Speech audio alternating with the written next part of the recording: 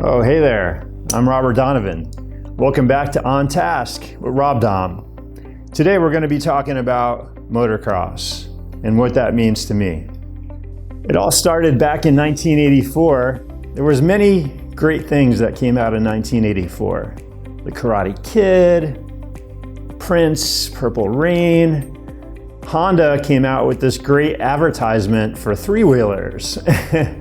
And like any young kid, my grandfather was in the room when I saw it, and I went bazonkers, and next thing I know, he bought us a couple of three-wheelers for me and my brother, which lasted about 3 months because then they were banned.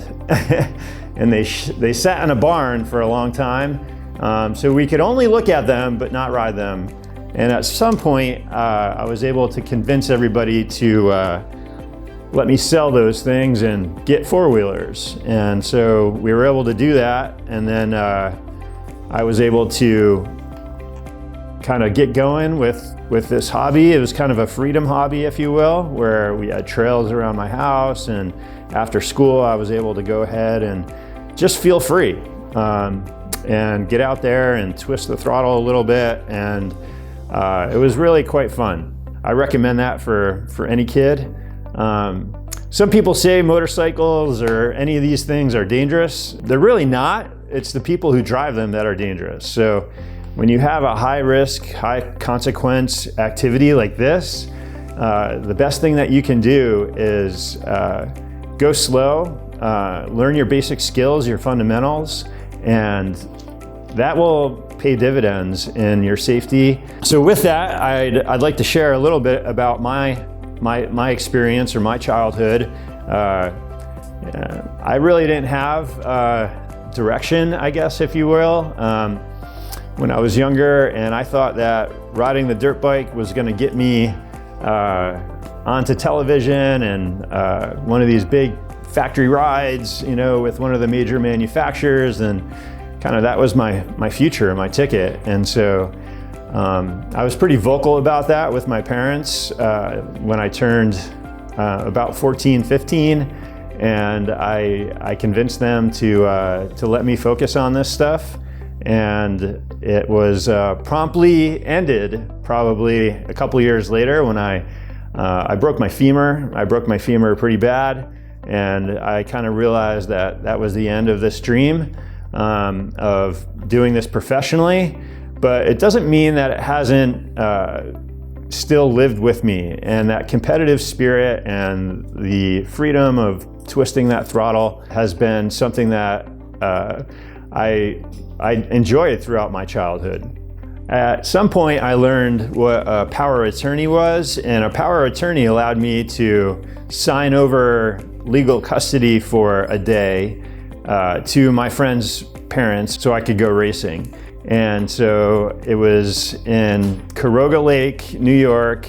I was with my buddy, Jason, and his mom. We had signed power of attorney over to her, and him and I were racing, and it was just the beginning of the day, and I went over this jump and didn't land it right and crashed. And what happened is somebody came and landed on my left femur with their back tire of their motorcycle still turning in the air. So when it hit my femur, it did what was called a spiral fracture. And so the actual fracture was like the entire length of my femur. And it was almost like a soda cap or whatever, where it was threaded almost. So the only way to heal that fracture, well, was to basically lie in traction for 2 months. So I had a pin in my leg with some weights hanging off of it, and I was in a bed for 2 months. And that was a demarcation line in my life, for sure.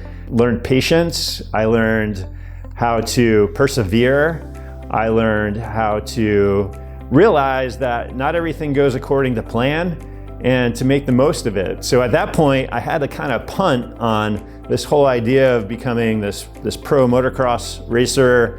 And at that point, it was time to kind of refocus. I had to homeschool, be tutored. I had to learn how to stay in the same place for 2 months. I did not get out of that bed. And it really was a difficult time at a really formative year in my life. I had an amazing doctor. I still remember his name, Dr. Kanuja, and he was Persian, and he was awesome. Would come in, check on me, and kind of check on my leg, and he'd be like, "Oh, you're not ready yet," or whatever. And it was great because years later, wrote him a nice letter after I completed my first marathon, because actually, that day, I went to the local hospital out where the race was, and they were gonna amputate my leg. And imagine getting that call. My mom got that call saying, "Hey, we're gonna amputate your son's leg." And so she was like, "Heck no," and they put me in an ambulance and kind of drugged me up and took me back to civilization. Those motorcycle races kind of aren't in the middle of a sprawling metropolis, if you will. And now, let's go to some results.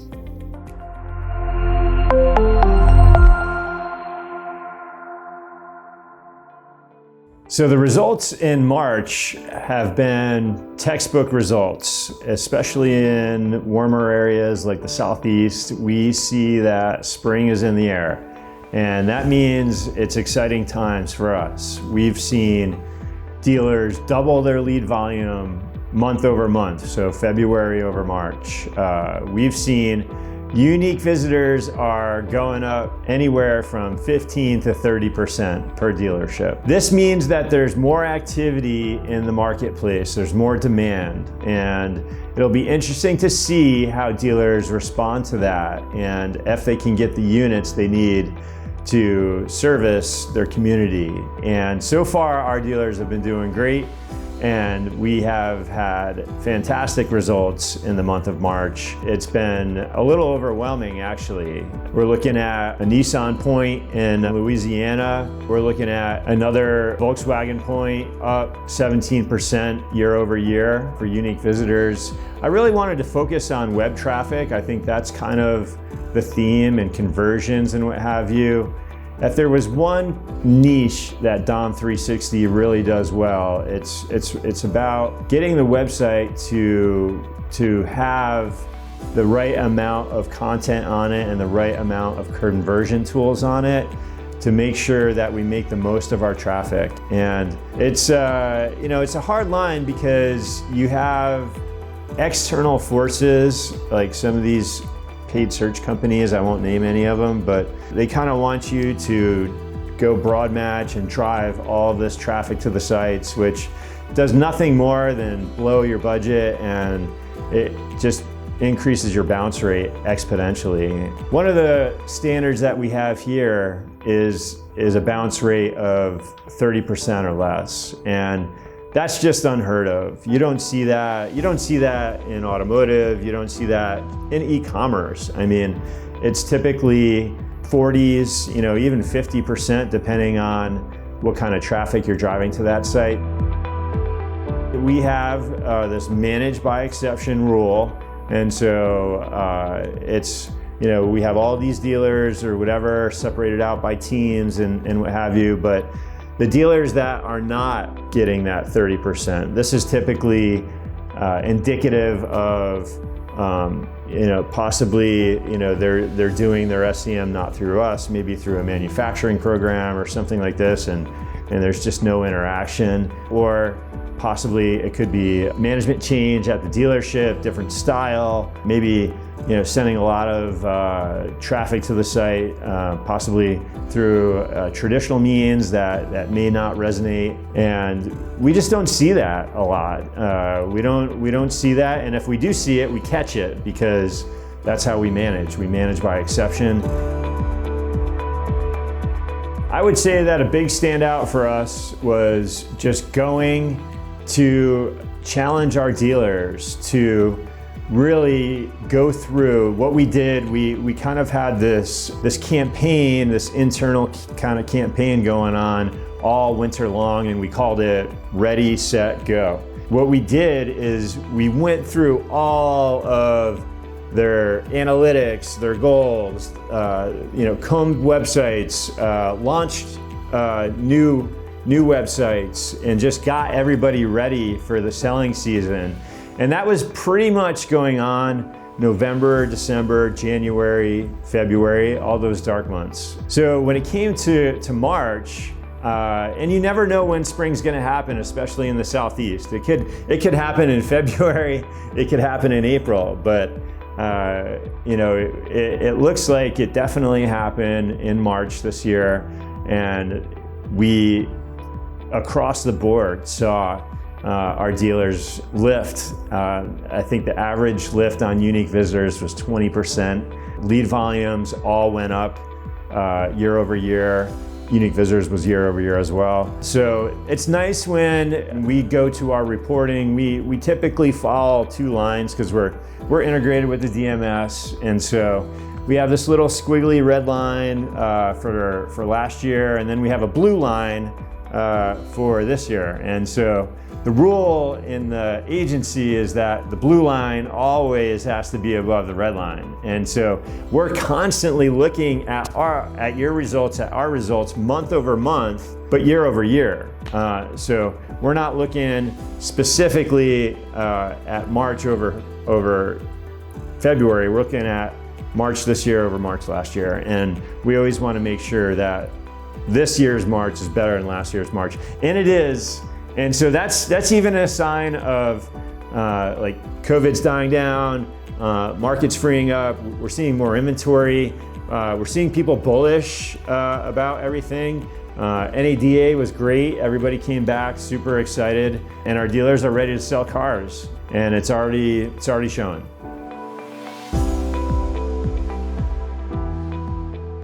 So I'd like to kind of present somewhat of a case study result where we have a Toyota dealer, and pretty much Toyota does a good job of not over dealering their market, but this market is over dealered, and one of the reasons it is because there's good projected growth in this market, but for the time being we have to really kind of fight tooth and nail against the other Toyota dealers and make sure that we're protecting our backyard and also getting our unfair share of the market. So I'm super pleased to announce the objective was completely shattered. We ended up 147% of objective. And again, these guys are great operators. They've been a long time digital and traditional client. So this is a client that comes to us and they do the whole 360. Remember, we're Dom 360. So we're doing everything for them, soup to nuts, and have so for many years.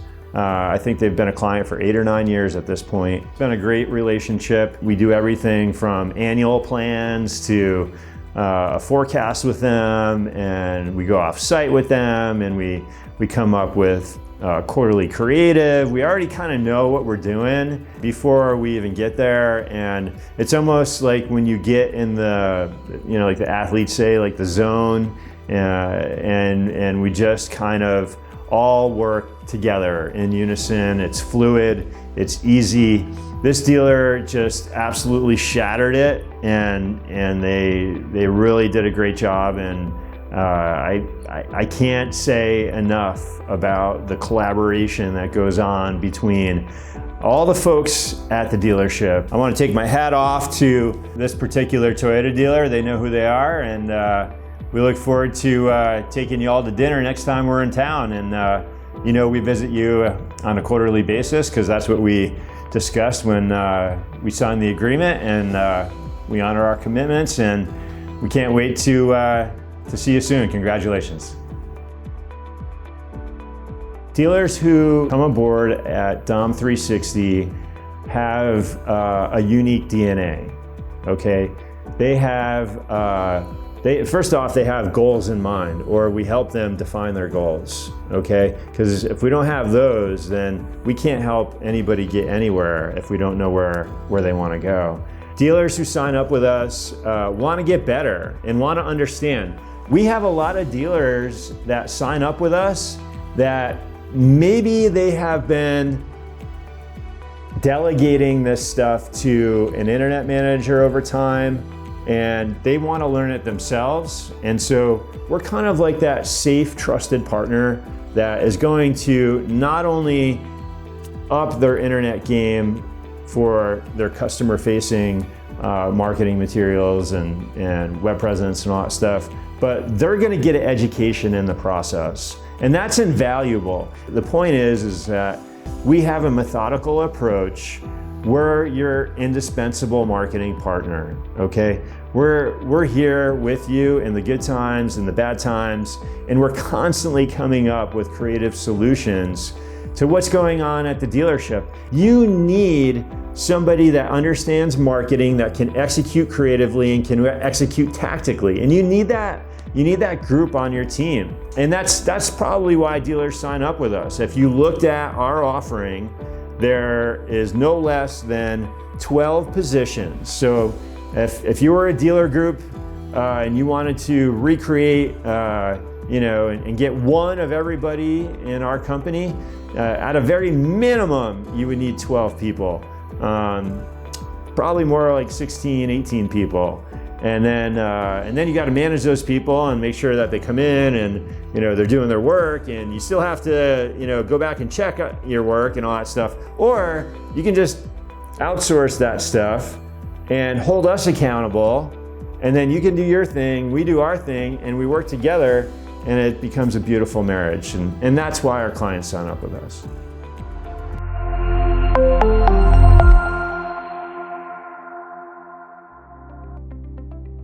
And now, back to more about motocross. So when I finally got released with this ginormous cast, I was already in the garage kind of, with this wheelchair wrenching on my dirt bike, and we spent all winter doing that. I got right back on the bike, and but I knew it was just for fun at that point. But I did have a great goal, which was to at least go to the amateur national championships. So I did qualify for those championships. Unfortunately, due to graduation dates getting changed and what have you, I was not able to attend those amateur national championships. And by the time I graduated high school, that was it. I was done. At that point, I was going into the Marine Corps, and I had no more motorcycles. While I did get a motorcycle while I was in the Marine Corps for a little bit, it really wasn't a big deal. And I pretty much rode off dirt bikes for 20 plus years, and never rode one again until I was about 30, 36, 37. I'm 45 now, and so I guess I've been on for about 7, 8 years. We're gonna head out to my training facility, which happens to be not too far down the road. Some great people run it, and we're gonna go run some laps and see what it's all about.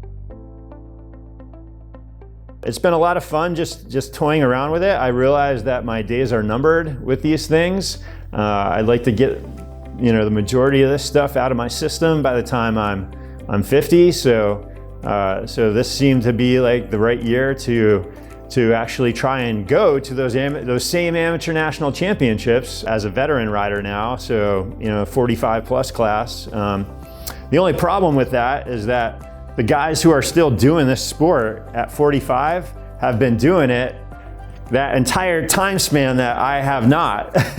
So it's a little bit harder for someone like me to come back into the sport and try to accomplish this goal. So that's what's been going on here since the beginning of the year. This was a 2022 personal goal. Starting January 1st, I would get up in the morning and go out and train. I endured all that.